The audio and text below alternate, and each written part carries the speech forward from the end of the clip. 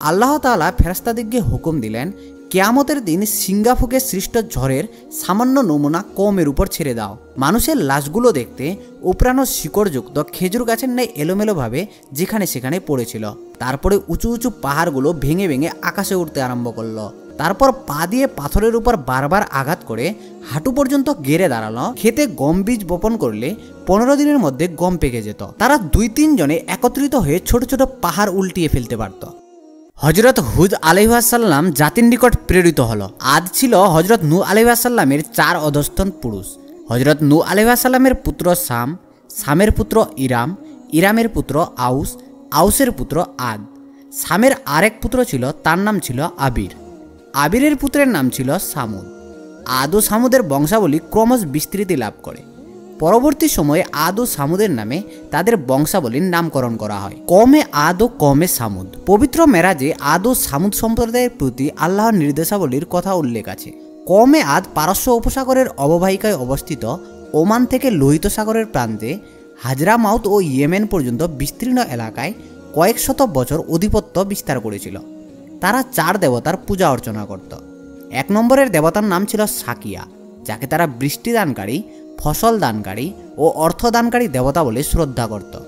দ্বিতীয় হলো হাজিফা, যাকে বিপদ মুক্তি, রোগ মুক্তি ও অমঙ্গল থেকে মুক্তিদানকারী বলে বিশ্বাস করত। 3 নম্বরে ছিল রাধিকা। এ দেবতাকে তারা অন্নদানকারী, শান্তিদানকারী ও পরকালের মুক্তিদানকারী দেবতা বলে সম্মান করত। চতুর্থ হলো সালিমা, যাকে স্বাস্থ্যদানকারী, শক্তিদানকারী এবং যুদ্ধে বিজয় দানকারী বলে মনে করে তারা এ দেবতার পূজা করত। আল্লাহ তাআলা হজরত হুদ আলাইহিসসালামকে আদ জাতির হেদায়েতের জন্য তাদের নিকট নবী হিসাবে প্রেরণ করেন। হজরত হুদ আলাইহিসসালাম ছিলেন আদ বংশীয় লোক। আল্লাহ তাআলা পবিত্র কোরআনে একথা উল্লেখ করেন। তিনি কওমে যখন হেদায়েতের দাওয়াত দিলেন, তখন তারা নবীর কথা শুনে ঠাট্টা বিদ্রুপ আরম্ভ করে দিল। তারা নবীকে বলল, তুমি আল্লাহর বিশেষ দূত হিসাবে আমাদের হেদায়েত করতে এসেছ, তার প্রমাণ কি? যদি তুমি নবী হও তাহলে উপযুক্ত প্রমাণ দাও। নবী তাদেরকে বললেন, আল্লাহ তাআলা মানব জাতির মুক্তি ও কল্যাণের নিমিত্তে যুগে যুগে নবী রাসূলদের প্রেরণ করে থাকেন। তাদের কাজে ও কথায় কোনো ব্যক্তিগত স্বার্থ থাকে না। আল্লাহ তাআলার প্রদত্ত দায়িত্ব পালন করাই তাদের প্রধান কর্তব্য। যখন কোনো কম নৈতিকতা ও ধর্মের ক্ষেত্রে অমনোযোগী হয়ে পড়ে এবং চরম উশৃঙ্খলতা অনুসারী হয়, তখন সে কম ও জাতির পথের দিশা হিসেবে নবীগণের আবির্ভাব ঘটে।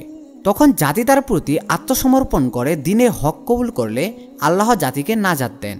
আর যদি তারা নবীর নাফরমান হিসাবে জীবনযাপন শুরু করে, তবে তাদের প্রতি আল্লাহর প্রকাশ্য গজব অবতীর্ণ হয়।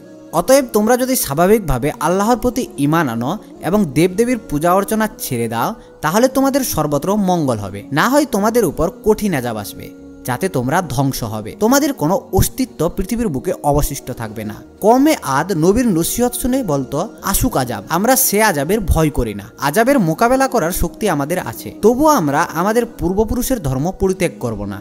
আমরা এসব দেবদেবীর পূজা অর্চনা করে অনেক উপকার পেয়েছি, ধন সম্পদ ও স্বাস্থ্যের অধিকারী হয়েছি। আমাদের জন্য নতুন ধর্ম গ্রহণ করা কোনো ক্রমে সম্ভব নয়।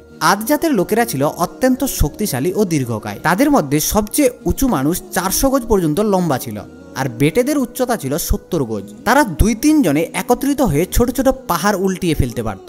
পাহাড়ের উপরে দাঁড়িয়ে যদি পা দিয়ে আঘাত করত, তাহলে পাথরের মধ্যে পা গেড়ে যেত। যে কোনো গাছপালা উপড়িয়ে ফেলা ছিল অত্যন্ত সহজ কাজ।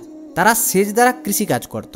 এজন্য পানি রক্ষণের উদ্দেশ্যে তারা নদীর ন্যায় বড় বড় জলাশয় তৈরি করে রাখত। বর্ষা মৌসুমে সেখানে পানি জমা হতো। সারা বছর সে পানি সেচ করে কৃষিকাজ করত। তখনকার দিনে আল্লাহ তাআলা অল্প দিনে ক্ষেত খামারে বহুগুণ ফসল দান করতেন। খেতে গম বীজ বপন করলে 15 দিনের মধ্যে গম পেকে যেত। আঙ্গুর, বেদানা, আনার, আপেল ইত্যাদি জাতের ফলের গাছ রোপণ করার 2-3 মাস পরে পাকা ফল পাওয়া যেত। মানুষের অর্থনৈতিক অবস্থা ছিল খুবই সচ্ছল, কোনো অভাব অভিযোগ তাদের ছিল না। শারীরিক অবস্থা ছিল খুবই ভালো, রোগ ব্যাধি আদৌ ছিল না বললেই চলে। কওমে আদ যখন নবীর দাওয়াত অগ্রাহ্য করল, তখন নবী তাদের জন্য বদদোয়া করলেন। আল্লাহ তাআলা নবীর বদদোয়া কবুল করে একাধারে 3 বছর যাবৎ বৃষ্টি বন্ধ করে দিলেন। এতে তাদের তৈরি করা সমস্ত ঝিল, নদী শুকিয়ে গেল, ফলে ফসল উৎপাদন বন্ধ হলো। তখন জাতির উপর নেমে আসলো ভীষণ দুর্ভিক্ষ। অনাহারে অর্ধাহারে মানুষ দিন কাটাতে লাগলো। বড় বড় পালোয়ানদের শরীরের শক্তি হ্রাস পেল। রাস্তাঘাটে মানুষের লাশ পড়ে থাকতে দেখা গেল। বৃদ্ধা ও শিশুরা অধিক হারে মৃত্যুবরণ করতে লাগলো। সারা দেশময় ভীষণ হাহাকার আরম্ভ হয়ে গেল। মানুষ গাছের পাতা ও অখাদ্য কুখাদ্য খেয়ে জীবন ধারণের চেষ্টা আরম্ভ করলো। আদ জাতির মধ্যে 70টি গোত্র ছিল। এই 70টি গোত্রের মোট লোক সংখ্যা ছিল লক্ষাধিক। তাদের মধ্যে থেকে মাত্র 70 জন মানুষ নবীর দাওয়াত কবুল করে মেহমান হয়েছিল। এই 70 ব্যক্তি একদিন নবীর নিকট আরজ করে বলল, হে আল্লাহর নবী, দেশব্যাপী যেভাবে দুর্ভিক্ষের করাল ছায়া নেমে আসছে তাতে আমরা ও আমাদের আপনজনেরা কেউ রেহাই পাবে বলে মনে হয় না। অতএব আপনি দোয়া করুন আল্লাহ তাআলা যেন এবারের জন্য এ গজব সত্তর উঠিয়ে নেন। আমরা জাতিকে হেদায়েতের পথে আনার জন্য আরও একবার আপ্রাণ চেষ্টা করে দেখব। নবী উম্মতের আবেদনের পরিপ্রেক্ষিতে আল্লাহর দরবারে দোয়া করলেন। আল্লাহ তাআলা নবীর দোয়া কবুল করে বৃষ্টি দিয়ে পুনরায় ফসল উৎপাদনের ব্যবস্থা করলেন, যাতে করে দেশের সকল মানুষ স্বস্তির নিঃশ্বাস ত্যাগ করে সুখে স্বাচ্ছন্দ্যে জীবনযাপন করতে আরম্ভ করে। নবী তাদের নিকট দিনের দাওয়াত পেশ করলে তারা পূর্বের ন্যায় নবীর প্রতি দুর্ব্যবহার করে এবং পরিষ্কারভাবে বলে দেয় যে তারা কোনোদিনই দাওয়াত গ্রহণ করবে না। নবী বারবার তাদের নিকট দাওয়াত পেশ করেন এবং আল্লাহর আযাবের ভীতি প্রদর্শন করেন, কিন্তু তারা কোনো ক্রমে নবীর প্রতি ঈমান আনল না, বরং কওমে আদের কতিপয় লোক নবীকে হত্যা করার ষড়যন্ত্রে লিপ্ত হলো। তারা তাদের কথাবার্তা ও আলাপ ব্যবহারের মাধ্যমে তাদের উদ্দেশ্য অনেকটা প্রকাশ করল। নবী তাদের আচার আচরণ দেখে আল্লাহর দরবারে আশ্রয় প্রার্থনা করলেন। আল্লাহ তাআলার তরফ থেকে নবীকে জানিয়ে দেওয়া হলো, হে নবী, আপনি আপনার 70 জন উম্মতকে নিয়ে শহর থেকে বেরিয়ে যান এবং পাহাড়ের এক গুহায় গিয়ে আশ্রয় নিন। আমি অতি শীঘ্রই কওমে আদের উপর ঝড় ও বন্যার আযাব প্রেরণ করছি। নবী কওমের নিকট একবার জানিয়ে দিলেন। কওমের লোকেরা নবীর কথায় আস্থাবান হলো না। তারা বলল, তোমার আল্লাহ ঝড় ও বন্যার আযাব পাঠিয়ে আমাদেরকে দুর্বল করতে পারবে না। আমরা সে কৌশল ঠিক করে রেখেছি। এখন তুমি যদি আমাদের আযাব থেকে রক্ষা পেতে চাও তাহলে নবীয়তের দাবি ত্যাগ করে নির্বিঘ্নে আমাদের মাঝে বসবাস করো, না হয় অতি সত্বর শহর ত্যাগ করে অন্যত্র চলে যাও। আগামী দিন যেন তোমাদেরকে আমরা এই শহরে আর না দেখি। নবী আল্লাহ তাআলার নির্দেশ অনুসারে তার উম্মতগণকে নিয়ে শহর ত্যাগ করলেন। দীর্ঘপথ অতিক্রম করে তিনি পার্বত্য এলাকায় গিয়ে পৌঁছালেন। সেখানে তিনি চতুর্দিকে দেখাশোনা করে সর্বশেষে এক গুহায় ঢুকে আশ্রয় নিলেন। নবীর উপর অত্যাচার আল্লাহ কখনোই সহ্য করেন না, তাই তিনি কওমে আদের কার্যকলাপের জন্য তাদের উপর গজব চাপিয়ে দিলেন।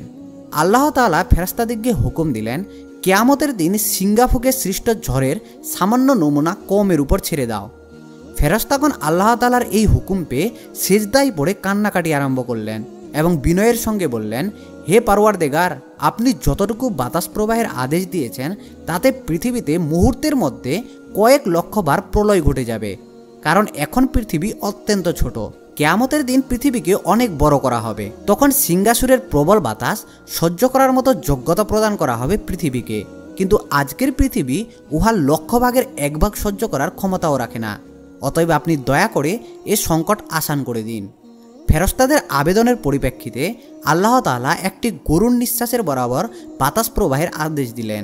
তখন সমস্ত আম্বিয়াদের রূহ একত্রিত হয়ে আল্লাহ তাআলার দরবারে আরজ করে বললেন, হে রহমান রহিম, আপনি যতটুকু বাতাস প্রবাহের আদেশ দিয়েছেন তাতে সমগ্র পৃথিবী একটি জড়পিণ্ডে পরিণত হয়ে যাবে, যেখানে কোনো আলো বাতাস, পাহাড় পর্বত, নদ নদী কিছুই থাকবে না। সম্পূর্ণ পৃথিবীটা শক্ত একটি পাথরের রূপ নেবে, যেখানে আর কোনোদিন কোনো প্রাণী বেঁচে থাকতে পারবে না। অতএব আপনি এ আযাবের আদেশ শিথিল করে দিন। আম্বিয়াদের দোয়া কবুল করে আল্লাহ তাআলা আদেশ দিলেন, সূচাগ্র পরিমাণ বাতাস প্রবাহ করে দেওয়া হোক। ফেরেশতাগণ আল্লাহ তাআলার শেষোক্ত আদেশ কার্যকারী করার লক্ষ্যে 7 দিন পূর্বে আকাশে লাল, কালো, হলুদ রঙের মেঘের সমাবেশ করলেন। প্রবাহিত নদ নদীর পানি স্থির করে দিলেন। চলমান সাধারণ বাতাসের গতি রুদ্ধ করলেন। এ অবস্থা দেখে কওমে আদের লোকেরা বিশ্বাস করল যে আল্লাহর আযাব অতি সন্নিকটে। তখন তারা স্ত্রী, পুত্র, পরিজন নিয়ে বিভিন্ন পাহাড়ের গুহায় আশ্রয় নিল। যখন সময় অতিবাহিত হলো তখন সারা পৃথিবী অন্ধকারচ্ছন্ন দেখতে পেল। কওমে আদ এ অবস্থা দেখে কিছুটা ভীত হলো এবং তারা পাহাড়ি এলাকায় গিয়ে নিজ স্ত্রী পুত্রদেরকে মাঝখানে রেখে চতুর্দিকে যুবকেরা ব্যারিকেড সৃষ্টি করে দাঁড়ালো। তারপর পা দিয়ে পাথরের উপর বারবার আঘাত করে হাঁটু পর্যন্ত গেড়ে দাঁড়ালো, যাতে কোনো বাতাসে যেন তাদেরকে স্থানচ্যুত করতে না পারে। নির্দিষ্ট দিনে আল্লাহর আযাব জমিনে পৌঁছালো। প্রবল ঝড় আরম্ভ হলো। গাছপালা, ঘরবাড়ি প্রথমেই নিঃশেষ হয়ে গেল। তারপরে উঁচু উঁচু পাহাড়গুলো ভেঙে ভেঙে আকাশে উঠতে আরম্ভ করলো। সাথে সমস্ত গুহার আবরণ ও ছাদ ধ্বংস হয়ে গেল। ফলে বাতাস মানুষগুলোকে আকাশে উড়িয়ে নিয়ে গেল এবং সেখানে একজনের সাথে অন্যজনের প্রবল আঘাত দিয়ে ধ্বংস করে দিল। 3 দিন পর্যন্ত মানুষ, গাছ ও পাহাড় শুধু বাতাসের উপর ভেসে ভেসে একে অপরকে প্রচণ্ডভাবে আঘাত করেছিল। 3 দিন পর ঝড় থেমে গেল। তখন আকাশ থেকে মানুষের লাশ, গাছ ও পাহাড়ের ভগ্নাংশ মাটিতে পতিত হলো। মানুষের লাশগুলো দেখতে উপড়ানো শিকড়যুক্ত খেজুর গাছের ন্যায় এলোমেলোভাবে যেখানে সেখানে পড়েছিল। পবিত্র কোরআনে দৃশ্যটি এইভাবে উল্লেখ করা হয়েছে। এই বাতাস প্রবাহে নাস্তিক ও ধর্মদ্রোহীদের দল প্রায় সবই ধ্বংস হয়ে গেল। যারা নবীর উপর কিছুটা আস্থাশীল ছিল তাদের অধিকাংশই রক্ষা পেল। কথিত আছে একদল ইমানদার ব্যক্তি ওই সময় উক্ত এলাকায় এমনভাবে নিরাপদে ছিলেন তারা কিছুই জানতে পারেননি। তাদের কাপড়ের আঁচল পর্যন্ত বাতাসে ওড়েনি। 3 দিন পরে নবী যখন কওমের নিকট ফিরে আসলেন তখন জীবিত উম্মতেরা সারা দেশের পরিস্থিতি ও দৃশ্য দেখে অবাক হলো। আর তারা কাল বিলম্ব না করে নবীর নিকট দিনের পরিপূর্ণ সবক গ্রহণ করলেন। এই সবক যারা গ্রহণ করেছিল তারা খাঁটি ইমানদার হিসাবে পৃথিবীর বুকে ইসলামী রাষ্ট্র পর্যন্ত কায়েম করতে সক্ষম হয়েছিল।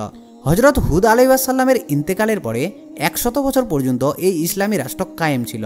হজরত হুদ আলাইহিসসালাম 400 বছর জীবিত থেকে কওমকে হেদায়েত করেছেন। হজরত হুদ আলাইহিসসালামের ইন্তেকালের পরে কয়েক লক্ষ মানুষ তার জানাজা নামাজ আদায় করে পরম ভক্তি সহকারে তার দাফন কার্য সম্পন্ন করেন। হজরত হুদ আলাইহিসসালাম নবুয়তের দায়িত্ব পালনে যতখানি সফলতা লাভ করেছিলেন তা নজিরবিহীন।